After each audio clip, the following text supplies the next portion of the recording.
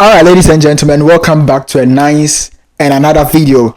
Anyway, so I got invited to the United Nations Economic Social Council Youth Forum for the second time. I mean, the first time I got to the UN wasn't about ecosoc, it was a different summit. I don't really remember it off head. But anyways, in this video, I'm going to be telling you guys the exact events that took place at the UN and my experience, basically show you guys how it all went. I didn't want to post this video because I've already made short about it, but I have the footage in YouTube style, so I'm like, let me just bring it out there. So without further ado, let's just go back to where it all started.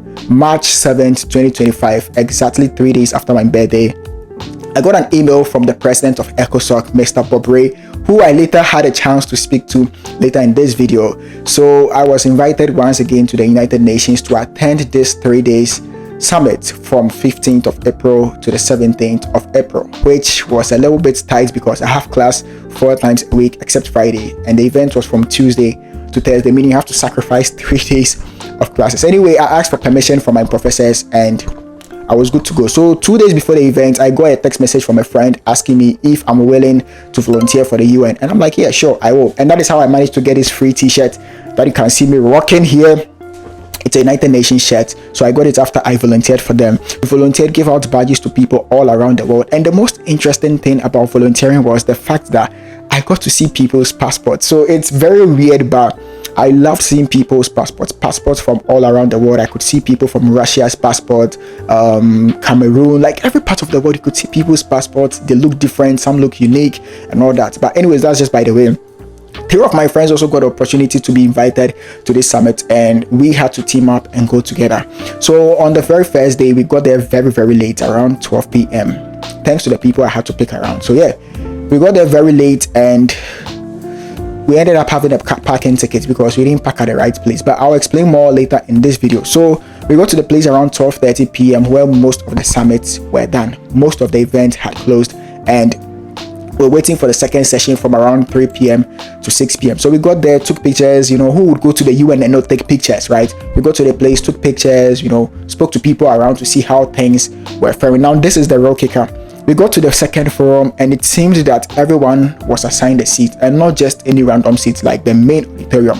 So for all you know, there is an audience part of this conference room, and then there is the main conference room where the delegates get to speak with their microphones and all those things. Now we wanted to get to the main place because who wouldn't want to be in the spotlight? Who wouldn't want to be direct in the lenses of the UN TV? So we had to devise a plan to get down there, and to be honest, that was the most uncomfortable situation that we found ourselves, but then with courage and with faith we made it down there. So when we were approaching that part of the conference room, we got stopped by the ushers and were asked if we had the badge to sit there, and we told them that we do.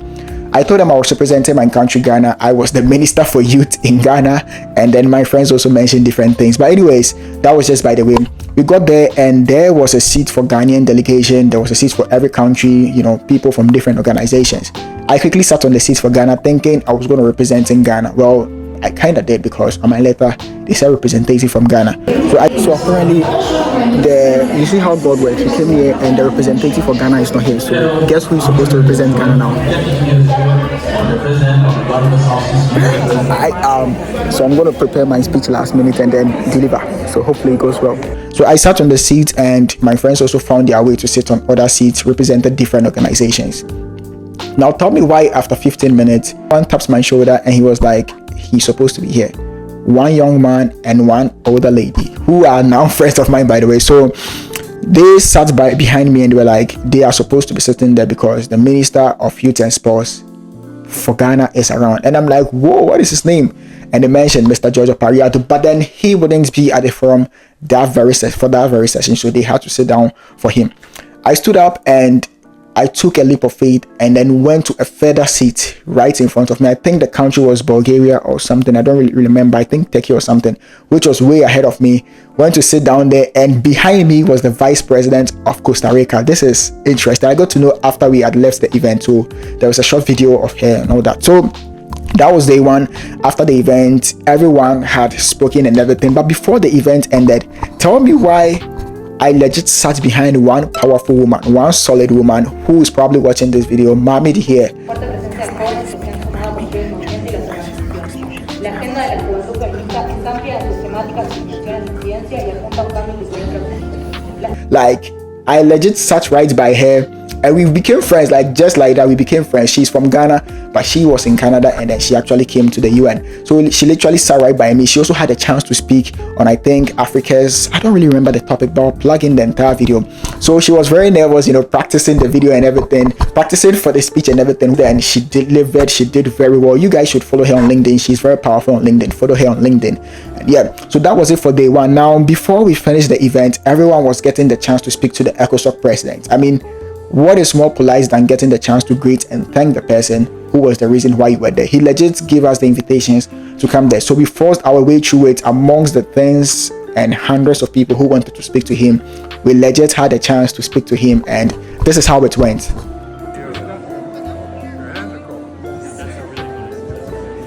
This is so nice. Now we got a chance to speak to him, and right after that our day was set. But no, it wasn't yet set. Mami apparently knew the chief editor of the press of the entire United Nations. He is a Ghanaian, Mr. Ben, Uncle Ben. Now, Uncle Ben gave us an exclusive tour of the United Nations. He took us through certain rooms in the UN that we would have never had opportunity to go there, spoke to us, gave us so much inspiration, and let's just say that was for day one.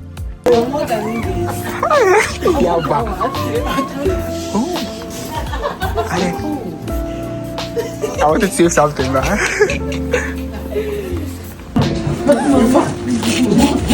Somebody should be in charge. And if you need to use the ladies, yes, it's the men, so you go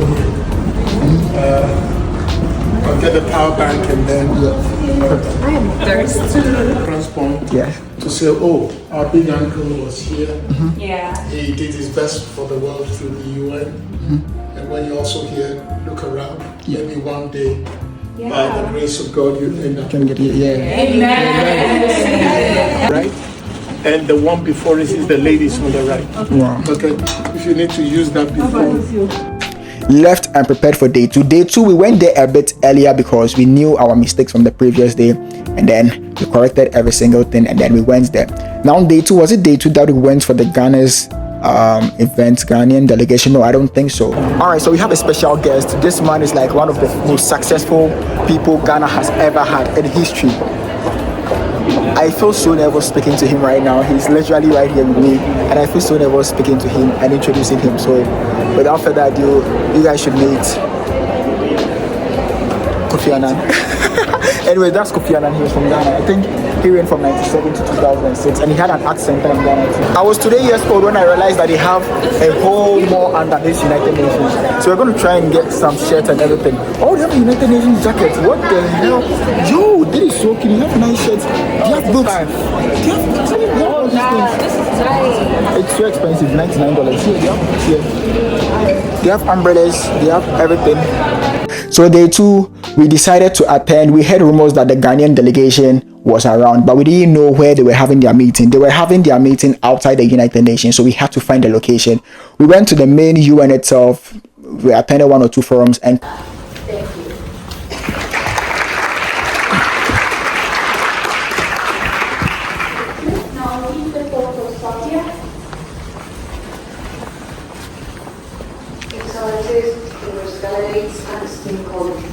good morning and thank you for giving the opportunity to address this topic that is critical to our collective future. As someone who has worked to work in the sustainable development goals in Brazil, I've seen firsthand. Quickly rushed to a different building, like about 120 story, which is like insane. That was the highest skyscraper I've ever been to. So we went there, and the Ghanaian delegation was there. I mean, Mr. Ayariga, who happens to be the CEO of the National Youth Authority, the Minister for Youth and Development for Ghana, Mr. George Opariado. All these incredible people from Ghana came there, and we had a very great time together. You know, all these political figures, they got represented. All these political figures in Ghana had their representatives come there. We had a chance to speak to them. I also had a chance to give my books to these people, which I believe they probably read it. If they did, I don't know. But anyway, we got a chance to speak to these people, and let's just say that was for day two. Okay. Now, day three was the last day, the final day. We had learned from our previous mistakes what we were going to do and what we weren't going to be doing. So we went there with a full master plan. That is to network with high profile people. By the way, I still had a chance to speak to another other incredible people who came around, people representing their countries and all those things. So that was just a summary of day 1 and day 2. Now day 3 was the shocker, because Mami the here is a solid woman and she managed to pull off something incredible, which I will tell you. So we went there day 1 and I received day 3. I received a text message from Mami that she's organizing an event in the UN itself with Mr. Ben, Uncle Ben. Okay. So I thought that I was going to be there. Of course, I had to be there. And within a span of 2 hours, she had made the flyer, done everything, and started sharing the flyers, which is like very productive of her.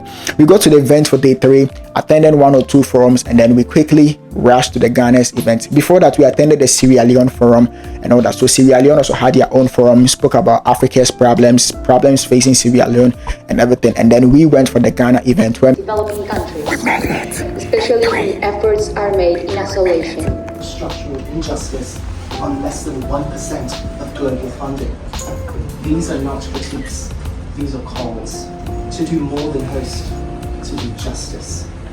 3 assertions from Syria. Alright, so we are just touring and we saw this thing called the weapons of mass destruction. So this is what the United Nations is into, peacekeeping and everything. Yes, so I'm when people. Mr. Ben spoke, and then another friend, Mr. Senor, also got a chance to speak. He works with the UN and all that. You an idea. We will do the introduction like that. But before I come to this man, Net.org. That is what the UN job. So UNJOBNET.org. UN JobNet. So that is literally the summary of the United Nations. Now this is just a rough summary. I've tried to take out so many things from this video, like how I got a chance to go to the UN. I will probably make a video how I managed to get the first invitation to the UN, which is like very shocking, because that is not how to even get there. Like, this is just a miracle, but God being so good, it happened. So I ended up day 3 earlier because I had to rush and take Nihad to the airport. Now if you don't know Nihad was a friend of mine from Ghana over 7 or 8 years ago, when I wasn't in a very good position in Ghana University of Professional Studies. I kind of slept in a room sometime, but anyways, that's just a story for another day. So Nihad is a very good friend of mine, and that is the first time I was seeing her after 5 or 7 years. 5 years, yeah, I think it was 5 years.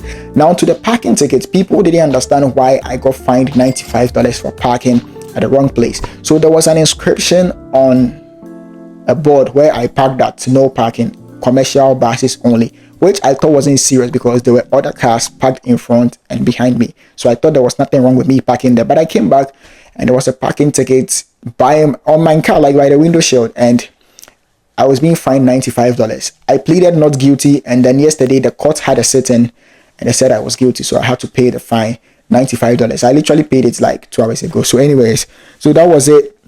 Before I end this incredible video, I have a powerful message for you. So I had to leave the meeting very early because I need to take Nihad back to the airport and then go see someone at Central Park. But I'll probably give a proper outro, but I just want to tell you guys something, that listen, your dreams are valid, okay? I don't know, when I was in the meetings, I was just reminiscing how many years ago I was just manifesting myself at the UN, and I just didn't know how it was going to happen, but then it still happened. I'm literally in front of the United Nations, the headquarters of the United Nations. Who would have thought in a million years that someone coming from Africa, Ghana, like someone like me, could even make it up here? But then I still did it. I remember in front of my house, there was a school called Talented Royals, you probably know it. They had this kind of flags there, and I would go there, take pictures of it, and pretend like I was at the United Nations. And I'm literally recreating that picture here. This is crazy. This is crazy. God is good.